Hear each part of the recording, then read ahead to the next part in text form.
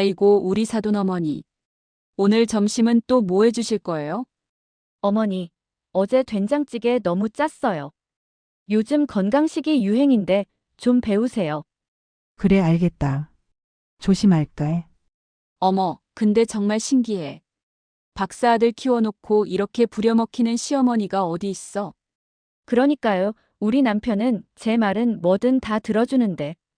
어머니한테는 뭐, 그냥 예의상 모시는 거죠, 예의상. 하긴, 우리 회사 우리 집 덕분에 잘 먹고 잘 사는 건데. 시어머니가 뭘 했다. 어머니, 오늘 회사에서 일찍 나와서. 근데 뭐 하는 겁니까? 아, 여보. 일찍 왔네. 우리 그냥 농담하고 있었어요, 농담. 그래요, 사돈어머니도 잘 알아요. 그렇죠? 그래. 농담이란다. 괜찮아. 어머니, 바닥에 왜 무릎을 꿇고 계세요? 제가 물어봤습니다. 왜 우리 어머니가 무릎을 꿇고 계십니까? 안녕하세요. 같이 보는 사연 채널에 와주셔서 감사합니다. 아무쪼록 여러분 하시는 일과 가정의 평안이 깃들길 간절히 바랄게요. 사연 시작에 앞서 구독과 좋아요를 부탁드려도 될까요? 감사합니다. 그럼 시작합니다. 새벽 5시, 세상이 아직 잠들어 있을 때 이렇게 일어납니다.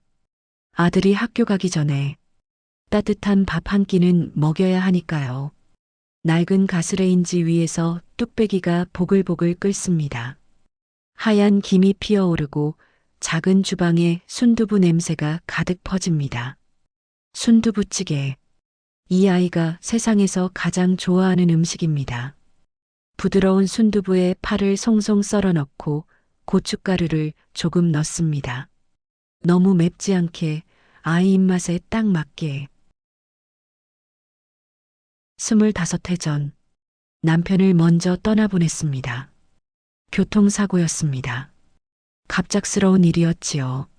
그날 아침도 평범했습니다. 다녀오겠습니다 하던 그 목소리가 마지막이 될 줄은 몰랐습니다. 병원에서 전화가 왔을 때 세상이 무너지는 것 같았습니다. 장례를 치르는 내내 5살 배기 아들은 계속 물었습니다. 엄마, 아빠는 언제 와? 아빠는 하늘나라에 갔단다.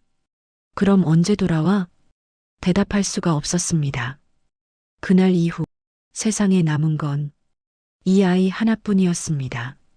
빈소를 정리하던 밤 아이가 다가와 작은 손으로 제 등을 토닥였습니다. 엄마, 나는 엄마가 있어.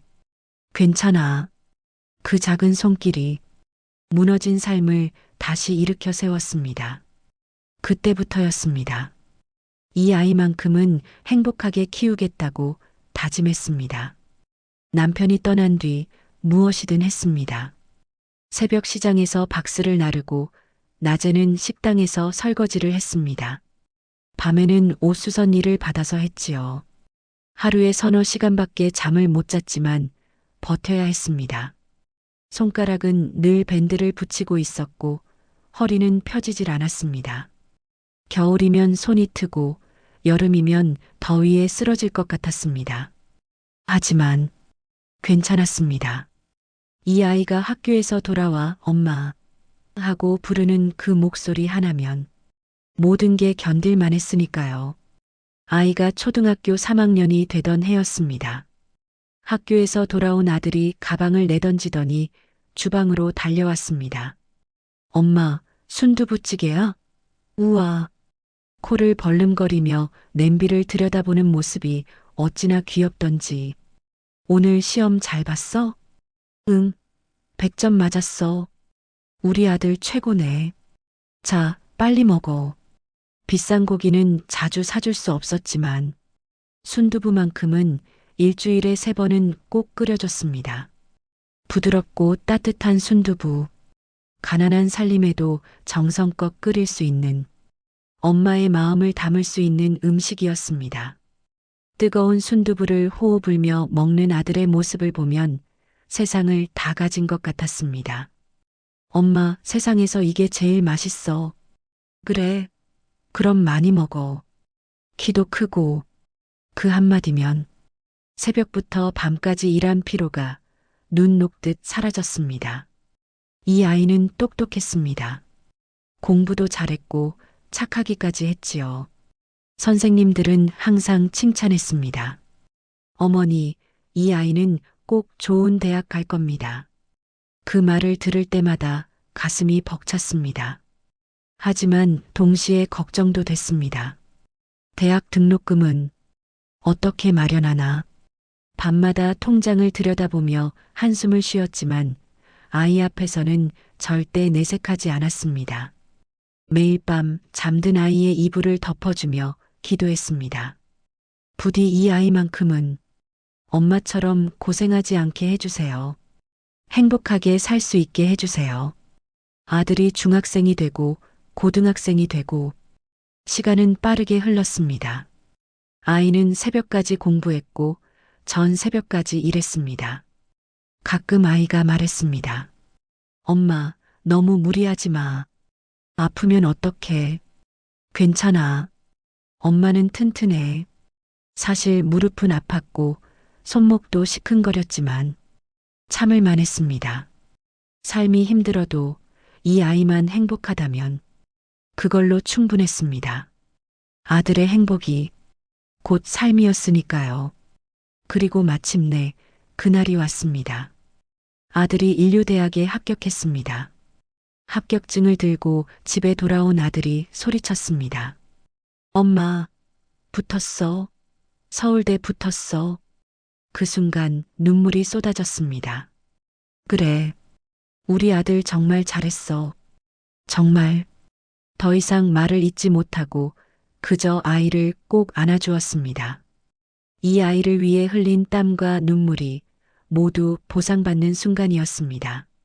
대학을 졸업하고 석사를 하고 박사까지 아들은 계속 공부했습니다.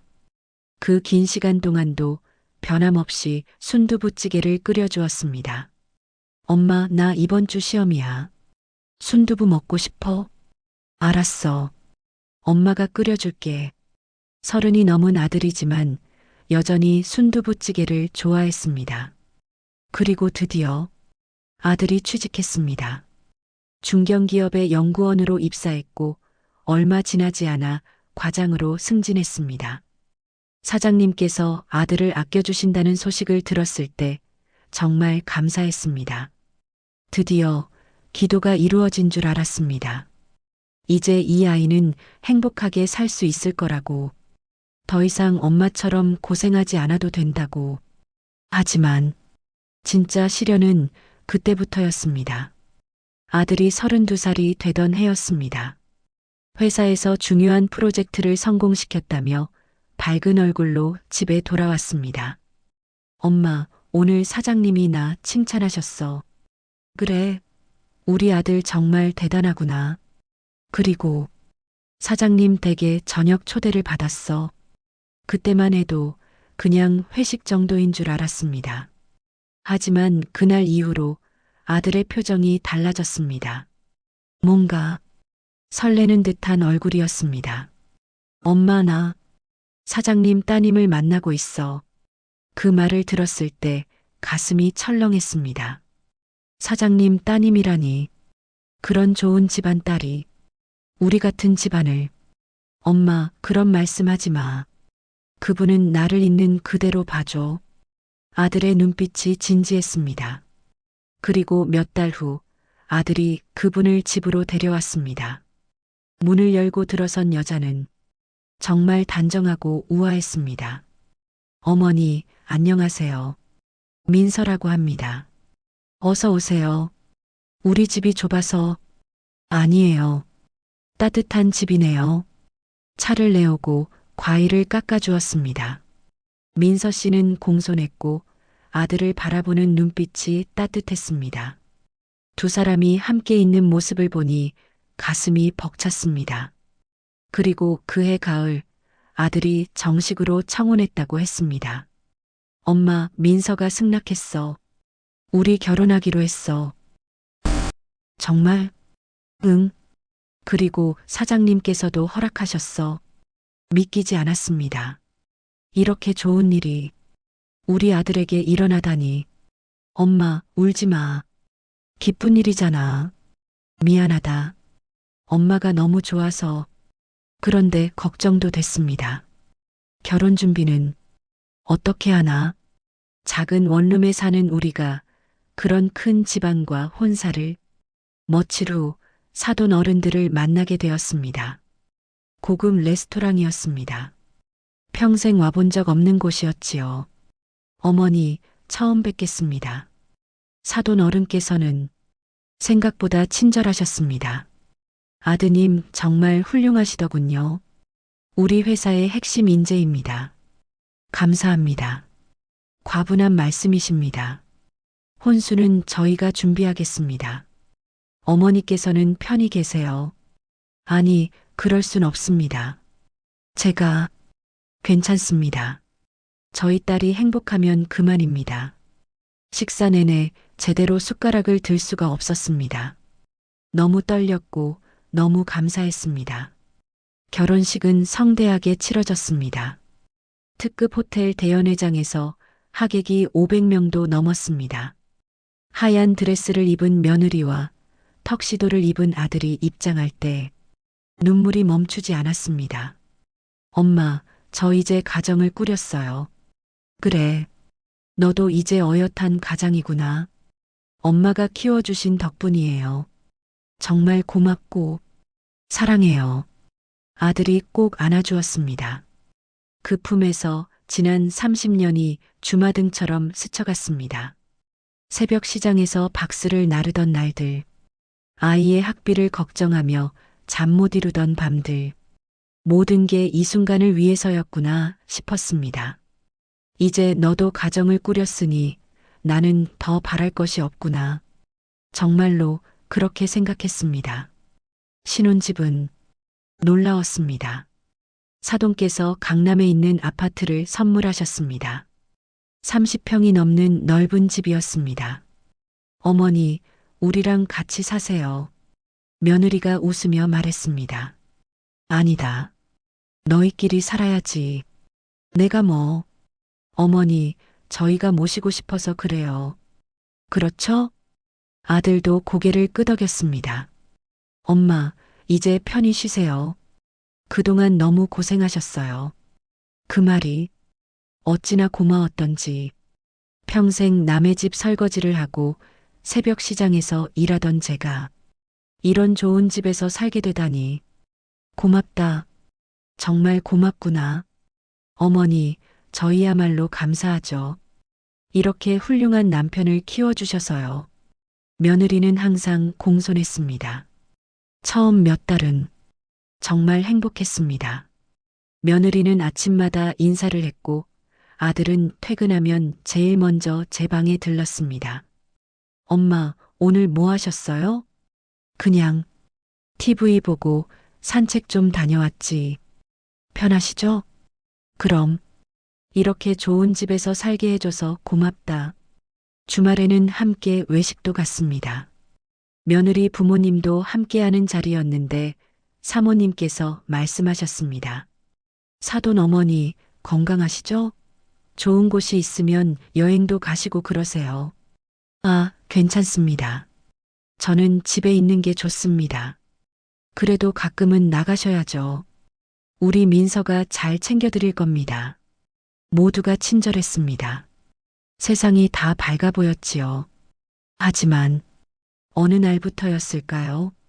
조금씩, 아주 조금씩 무언가 달라지기 시작했습니다. 며느리의 눈빛이 예전 같지 않았습니다.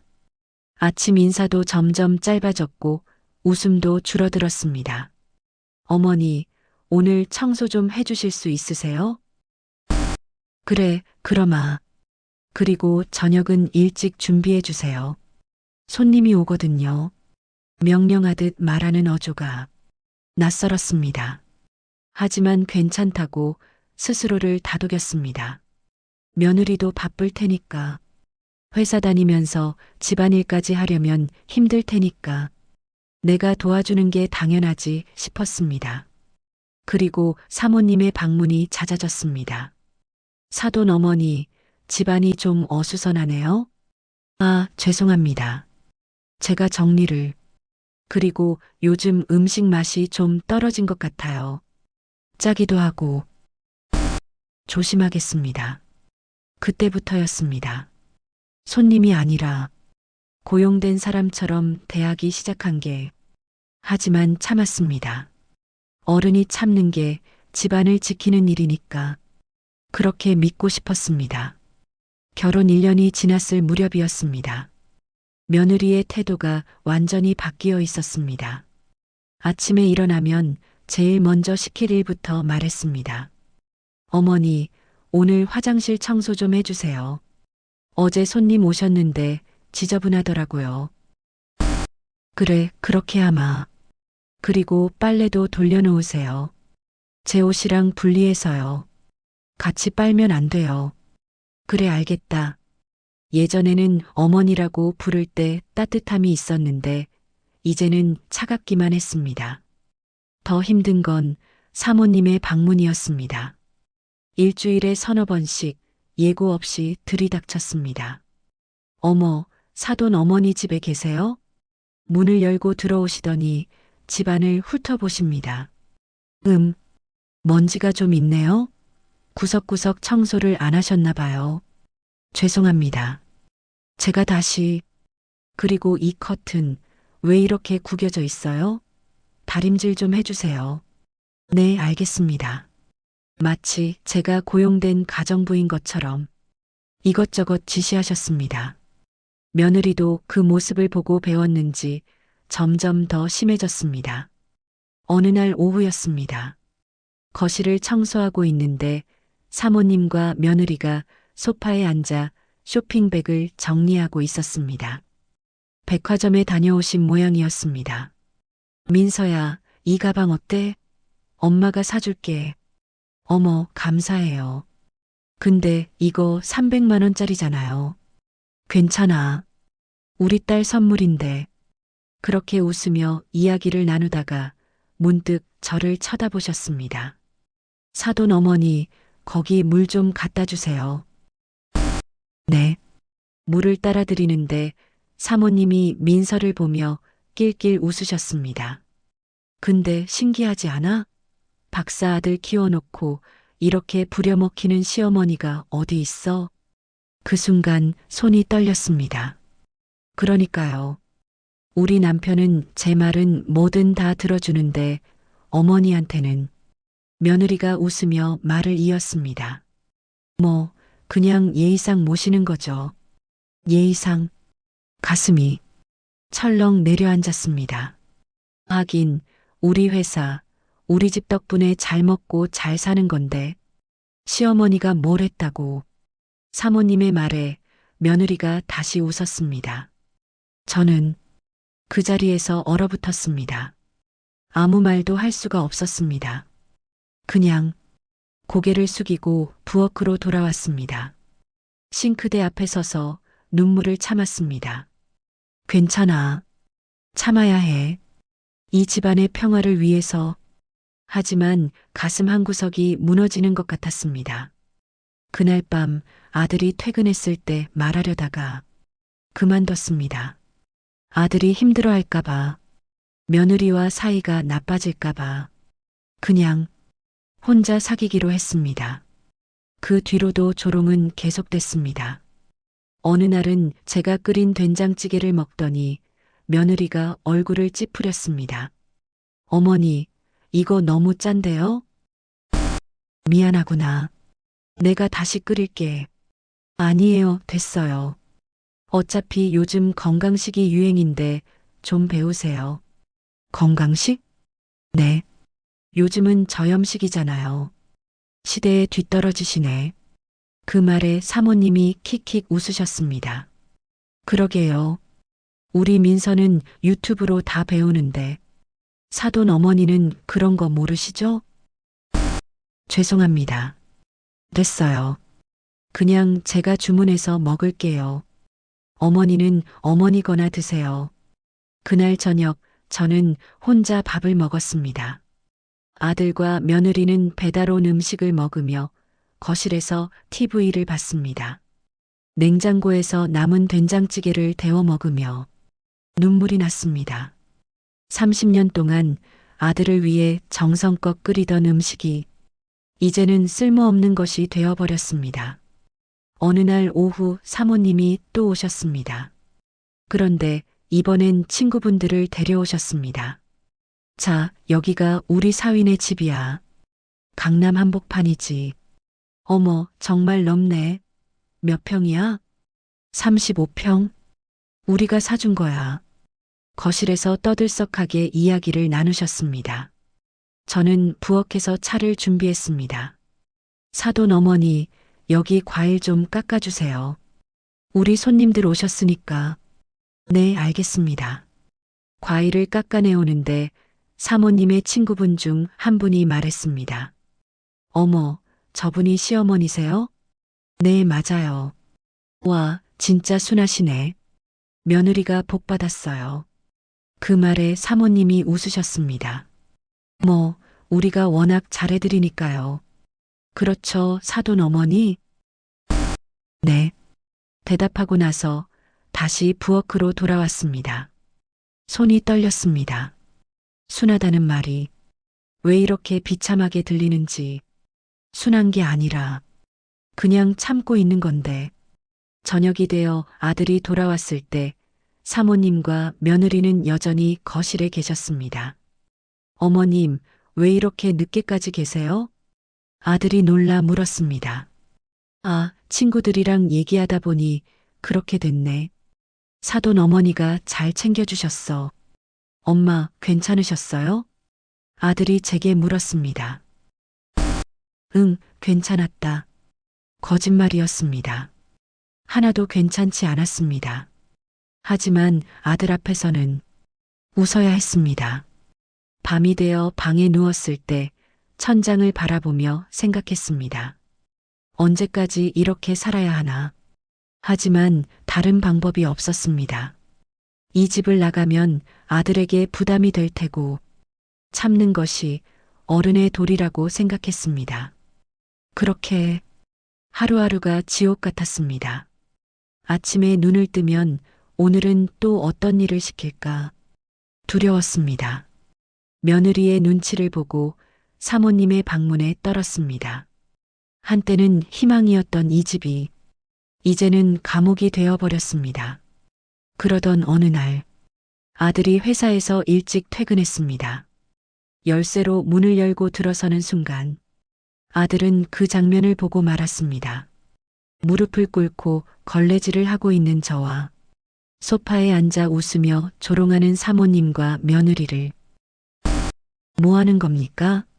아들의 목소리가 차갑게 식어 있었습니다. 아들의 얼굴이 굳어졌습니다. 현관에 선 채로 아무 말도 하지 못했습니다. 며느리와 사모님은 화들짝 놀라 일어섰습니다. 아, 여보, 일찍 왔네? 우리 그냥 농담하고 있었어요, 농담. 며느리가 급히 웃음을 지었습니다. 그래요, 사돈 어머니도 잘 알아요. 그렇죠? 사모님도 태연한 척 말했습니다. 저는 어떻게 해야 할지 몰랐습니다. 아들을 보며 억지로 웃었습니다. 그래. 농담이란다. 괜찮아. 하지만 아들은 웃지 않았습니다. 턱이 떨리고 있었습니다. 주먹이 꽉 쥐어져 있었습니다. 어머니, 아들이 낮은 목소리로 말했습니다. 바닥에 왜 무릎을 꿇고 계세요? 침묵이 흘렀습니다. 제가 물어봤습니다. 왜? 우리 어머니가 무릎을 꿇고 계십니까? 아들의 목소리가 커졌습니다. 며느리가 입술을 깨물었습니다. 과장하지 마세요. 그냥 청소하시는 거잖아요. 청소라고 했습니까? 아들이 들고 있던 서류 가방을 바닥에 던졌습니다. 쿵 소리가 거실에 울렸습니다. 방금 당신들 뭐라고 했는지 다 들었어요. 사모님의 얼굴이 굳었습니다. 이봐요, 사위. 우리가 얼마나 신경 써줬는데. 그만하십시오. 아들이 손을 들어 막았습니다. 그리고 저에게 다가왔습니다. 무릎 꿇고 있던 제 손을 잡았습니다. 어머니, 일어나세요. 제발. 아들의 손이 떨리고 있었습니다. 차갑고 축축하게 젖어 있었습니다. 아들아, 일어나세요, 어머니. 더 이상 이러지 마세요. 아들의 눈에 눈물이 고였습니다. 그 순간 알았습니다. 이 아이가 얼마나 오랫동안 외면하고 싶었던 진실과 마주한 건지를. 천천히 일어섰습니다. 아들이 제 손을 꼭 잡고 저를 자신의 뒤로 감쌌습니다. 그리고 며느리와 사모님을 마주 보았습니다. 오늘부로 모든 게 끝입니다. 아들의 목소리는 단호했습니다. 며느리가 비웃었습니다. 끝? 뭐가 끝이에요? 당신이 지금 누구 덕분에 그 자리에 있는 줄 알아요? 우리 아버지 회사, 이 집 다 누가 해준 건데 당신 혼자 힘으로 된 줄 알아요? 며느리의 목소리가 날카로웠습니다. 사모님도 거들었습니다. 그래요. 사위가 지금 무슨 생각을 하는지 모르겠지만 함부로 말하지 마세요. 함부로. 아들이 차갑게 웃었습니다. 제가 함부로 한 게 아닙니다. 당신들이 우리 어머니를 함부로 대했죠. 우리가 얼마나 잘해드렸는데. 며느리가 소리쳤습니다. 좋은 집에서 살게 해드렸고 편하게 쉬시라고 했잖아요. 편하게 쉬라고요? 아들이 며느리를 똑바로 쳐다봤습니다. 매일 청소시키고 빨래시키고 요리시키면서요? 무릎 꿇고 걸레질하게 만들면서요? 그건 친구들 데려와서 구경거리 만들고 농담이라는 이름으로 조롱하면서요? 아들의 목소리가 점점 높아졌습니다. 며느리가 입술을 깨물며 눈물을 흘렸습니다. 당신, 지금 날 배신하는 거예요? 배신? 아들이 고개를 저었습니다. 제가 배신한 건 당신이 아닙니다. 제 어머니를 배신했죠. 30년 동안 저 하나만 바라보고 사신 분을 1년 만에 이렇게 만들어버렸습니다. 아들의 목소리가 떨렸습니다. 매일 새벽에 일어나 순두부 끓여주시던 분, 손가락이 다 헐어가며 저 키우신 분을. 전 그걸 모른 척 했습니다. 아니, 보고도 외면했습니다. 아들이 주먹을 쥐었습니다. 회사가 좋고 이 집이 좋아서, 당신 가족이 무서워서. 사모님이 끼어들었습니다. 사위, 진정해요. 우리가 얘기해보면. 됐습니다. 아들이 단호하게 말했습니다. 당신들이 준 건 이제 다 돌려드리죠. 뭐라고? 며느리가 놀라 물었습니다. 회사, 이 집 전부요. 당신 미쳤어? 회사 그만두면 어떻게 살려고. 모르겠습니다. 하지만 이것만은 확실합니다. 아들이 저를 돌아보며 말했습니다. 이렇게 살 바엔 차라리 가난하게 사는 게 낫습니다. 그 순간 눈물이 쏟아졌습니다. 아들아, 넌 괜찮아요, 어머니. 제가 지킬게요. 이제는. 아들이 제 손을 잡았습니다. 따뜻했습니다. 오랜만에 느껴보는 아들의 온기였습니다. 짐 싸세요. 우리 나갑니다. 지금 정말 나가려고? 이 밤에? 며느리가 믿을 수 없다는 표정으로 물었습니다. 네. 지금 당장요. 아들은 방으로 들어가 제 짐을 싸기 시작했습니다. 많지 않았습니다. 옷가지 몇 벌과 낡은 가방 하나. 그게 전부였습니다. 사모님이 마지막으로 말했습니다. 사위, 후회할 거예요. 우리 회사 나가면 어디도 안 받아줄 겁니다. 상관없습니다. 정말 이러실 거예요? 당신 경력에 흠이 생기는데 경력보다 중요한 게 있습니다. 아들이 짐을 들고 나왔습니다.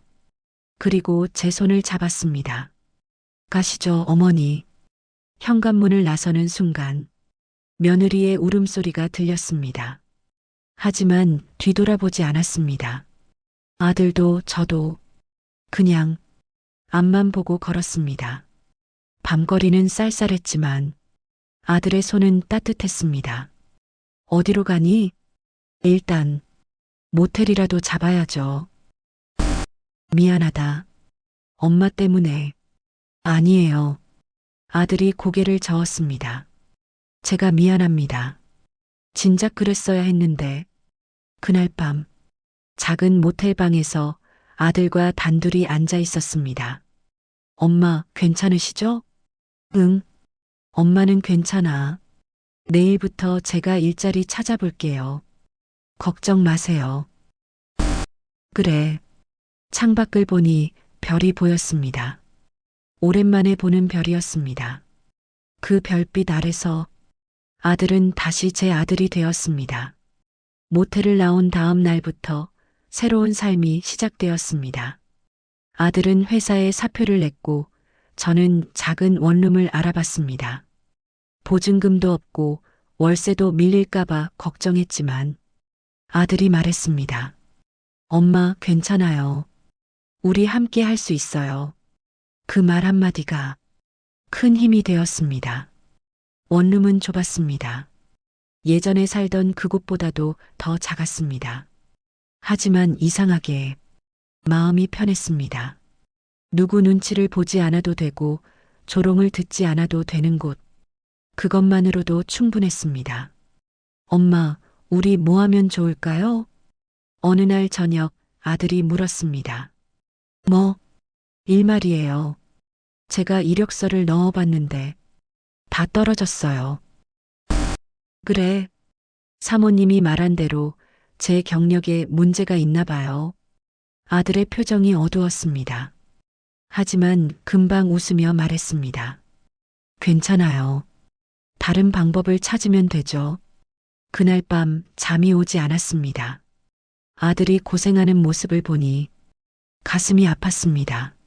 내가 뭘 할 수 있을까 생각하고 또 생각했습니다. 그러다 문득 떠올랐습니다. 순두부찌개. 아들이 가장 좋아하던 음식. 30년 넘게 끓여왔던 음식. 그래, 이거라면. 다음 날 아침 아들에게 말했습니다. 아들아, 엄마가 하나 제안이 있는데. 뭐예요? 순두부집을 해보는 건 어떨까? 순두부집이요?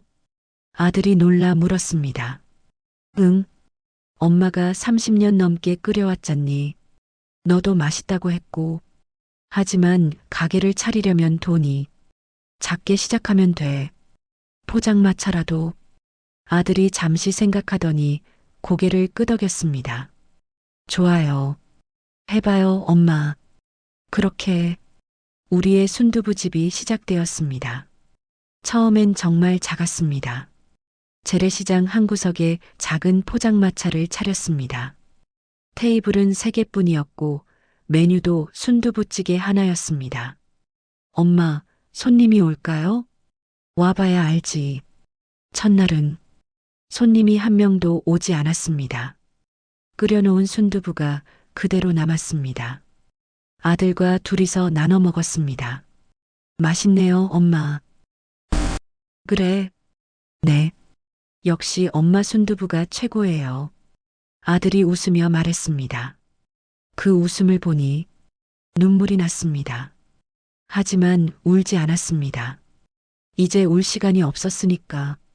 다음 날도 그 다음 날도 장사를 했습니다. 조금씩, 아주 조금씩 손님이 오기 시작했습니다. 아주머니, 순두부찌개 하나요? 네, 곧 나갑니다. 정성껏 끓인 순두부를 내놓았습니다. 손님이 한 입 먹더니 눈이 커졌습니다. 이거 맛있는데요? 감사합니다. 진짜 맛있어요. 집에서 먹던 맛 같아요. 그 말 한마디에 힘이 났습니다. 소문이 나기 시작했습니다. 저기 순두부집 진짜 맛있대.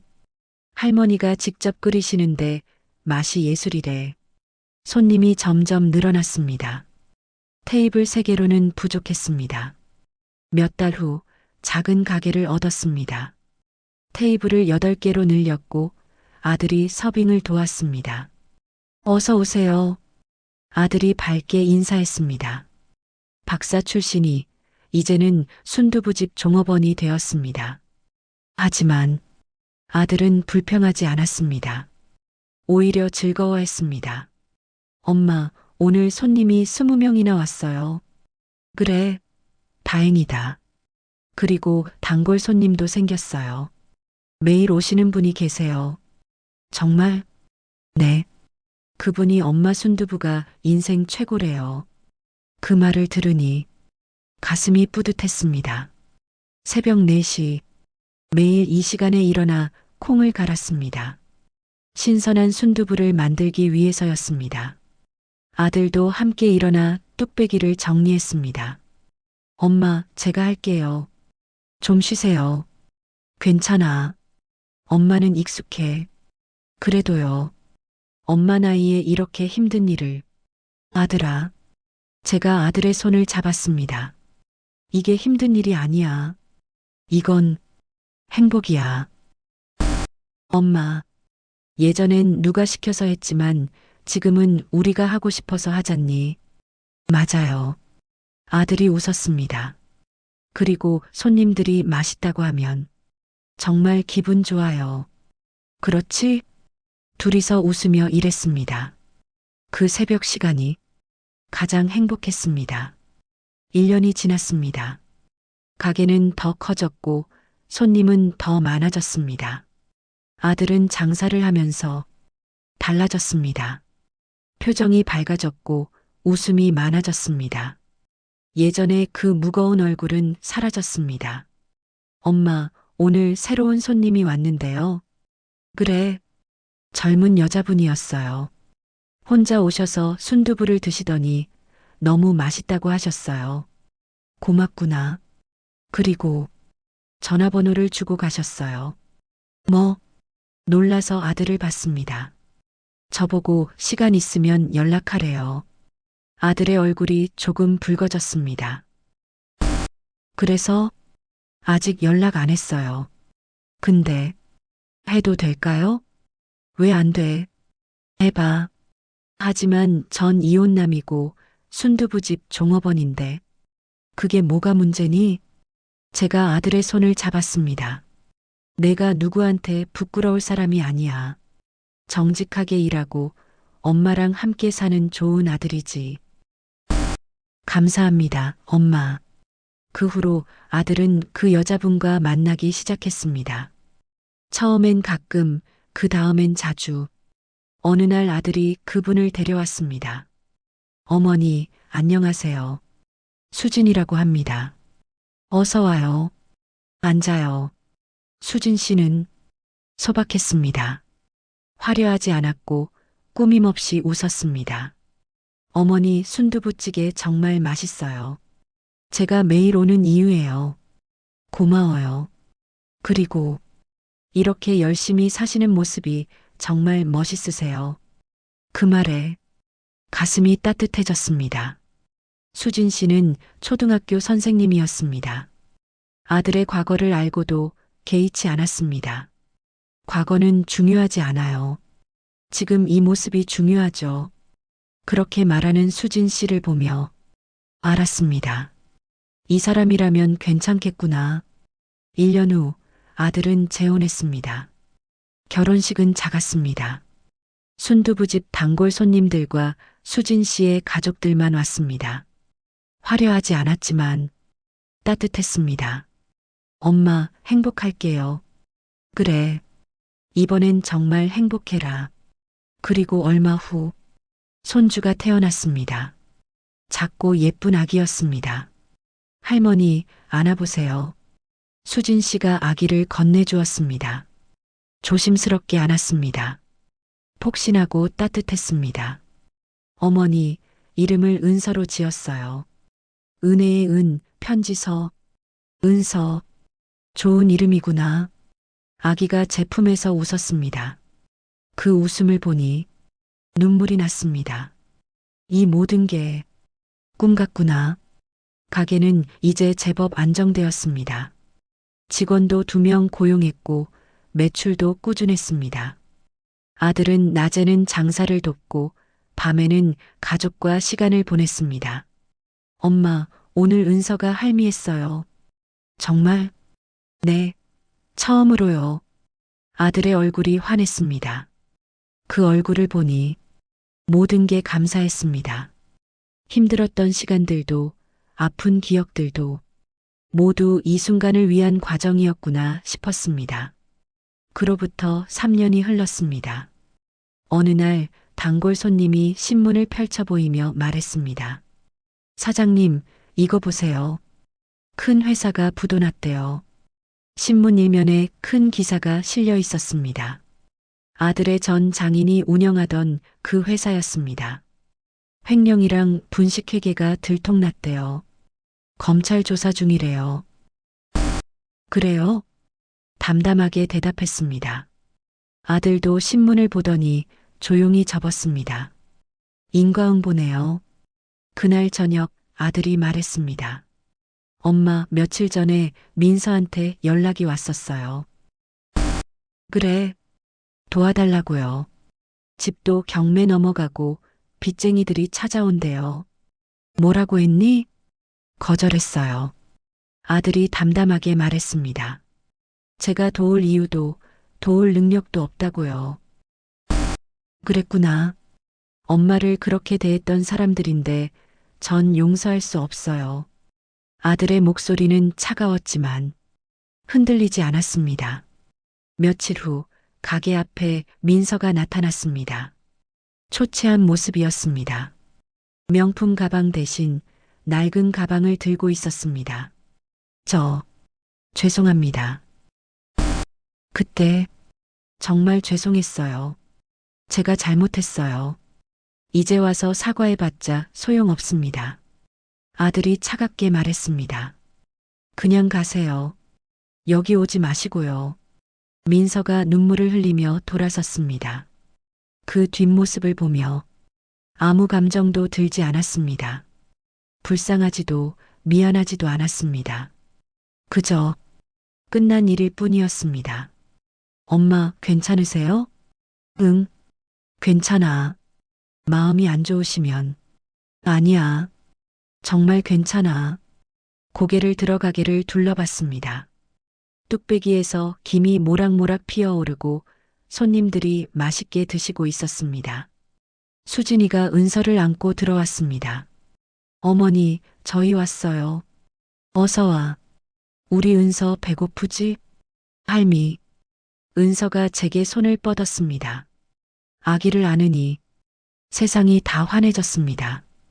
이따금 새벽에 첫 김이 피어오를 때면 조용히 두 손을 모읍니다. 이제야 마음이 편하구나. 세상은 변해도 사랑은 남는다는 걸 순두부 냄비 속에서 매일 새삼스레 배웁니다. 진짜 행복은 화려한 집이나 높은 지위가 아니었습니다. 함께 웃을 수 있는 사람들과 정성껏 끓인 따뜻한 밥 한 끼, 그것으로 충분했습니다. 엄마, 순두부 더 끓여야 할 것 같아요. 손님이 많이 오셨어요. 그래, 엄마가 지금 끓일게. 아들과 함께 주방에 섰습니다. 흰 김이 피어오르는 순두부 냄비를 보며 웃었습니다. 이 순간이 바로 행복이었습니다.